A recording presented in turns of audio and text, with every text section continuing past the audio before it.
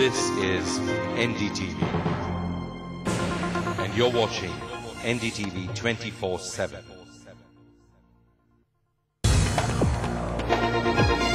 No country should have to go through what India has had to go through as a result of the Mumbai outrages. Terrorism and extremism are a common problem. हम पाकिस्तान के साथ अपने रिश्ते normal बनाना चाहते हैं.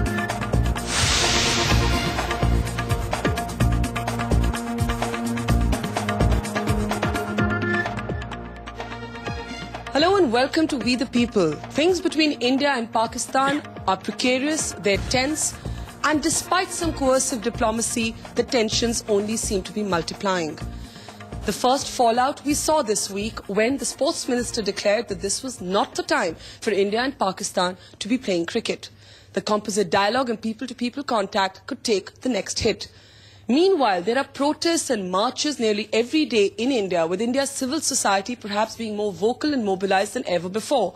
But there has been criticism of this as well. Many people targeting India's elite for complaining too much but not being engaged enough with the political system. Is that a fair criticism? That's something we're going to explore in the next 60 minutes as we debate whether civil society in India and Pakistan can be the real driver for change, or whether that's just a politically correct formulation for these horrible times. So that's the subject on the program this evening. I want to start with the two sporting people on this panel. Michael Ferreira, if I may start with you. You've come out quite strongly and said that although you have many friends on the other side of the border, you just believe that in this environment, for sports to be kept, for a sporting relationship to be kept alive, is completely incongruous with the national mood. At times like these, sport, which has been my life for more than 50 years, is really trivial compared to the more serious issues involved. We're talking about human lives, and perhaps my views are colored by the fact that I am a Bombayite, Yes. Not a Mumbaiker, a Bombayite. Yes. And I saw the rape of my city. I saw the iconic institutions which I frequent reduced to rubble.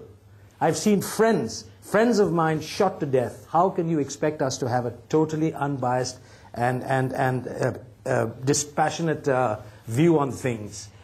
Like I say, I have friends in Pakistan. I've been to Pakistan several times. I've enjoyed their hospitality. I've enjoyed their warmth and friendship. But there comes a time like this when we have to bring about a situation, perhaps diplomatically, I don't know how, where the people of Pakistan must understand that they have a hydra-headed monster in their midst. And I refer, of course, to the ISI and the army. The civilian government, perhaps, to give them the benefit of the doubt, they feel as badly as we do. But they are impotent. And something has to be done to give them the mettle and the will to check this hydra-headed monster. Mac Pataudi, it's not about security really, because there are other formulations like neutral ground and etc. which have come up for this cricket. It's not about cricket really at this point, is it? No, it's not. It's about much wider looking at vision, in that we as Indians do not wish to play against Pakistan at the moment, until we get some kind of feedback from them that there is something seriously being done about their situation. So do we have to accept once and for all that sports, like everything else, is a deeply political thing in the end? No, what you must accept is that sport doesn't necessarily bind relations. It can even ruin relations. And to say that cricket needs to be played because it will help India-Pakistan relations, I'm afraid it's a misguided view. Tavleen, enter this space, because for so long a lot of civil society groups have argued that the people of Pakistan and the people of India are not necessarily innate enemies. They're not on other sides of the enemy line. Yet those are the first inevitable fallouts that do take place, as we've seen with the cricket tour.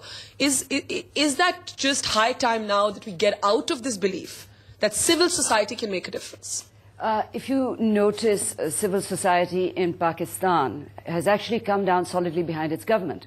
We have one terrorist alive who says, I come from this village. I mean, he's virtually named the Nihari shop that he wants to eat in. And Pakistan's civil society does not accept it. Is that true? It was a Pakistani newspaper that broke the story of the father owning up to the son. Have you read the Pakistani newspapers? Other than a few sensible voices, you've got the same kind of jingoism. And in fact, my friend Najam Sethi is here at the same conference we're all at. And he actually said this. So it's not me who's saying it. The Pakistanis themselves admit that because of the atmosphere in India, which is next to the politicians, the biggest criminals in India at the moment are the Pakistanis, and you know it's very fraught. And I totally agree with Tiger. You know, it's not a time to be playing games. What is it a time to be doing?